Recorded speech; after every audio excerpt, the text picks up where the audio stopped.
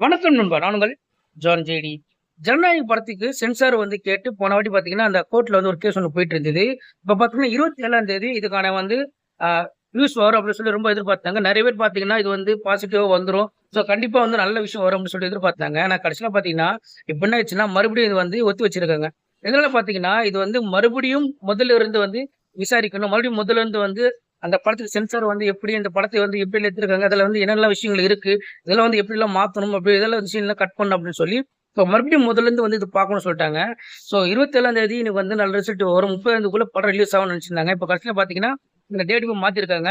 இதுக்கப்புறம் மறுபடியும் முதல்ல இருந்து அப்படின்னா, இதுக்கப்புறம் எத்தனை மாசம் இல்ல எத்தனை நாள் ஆகும் தெரியல. இதுக்கப்புறம் அதை பார்த்து விசாரிச்சு அதுக்கப்புறம் தான் இந்த படத்தை சென்சார் கொடுப்பாங்க. சென்சார் கொடுத்த அப்புறம் தான் டேட்டு கொடுப்பாங்க. இதுக்கு எத்தனை மாசம், எத்தனை நாள் ஆகும்னு தெரியாது. ஆனா தளபதி படம் எப்போ வந்தாலும் நாங்க வெயிட் பண்ணி பார்ப்போம்னு போன வாட்டி ஃபேன்ஸ் எல்லாம் சொல்லிட்டு இருந்தாங்க.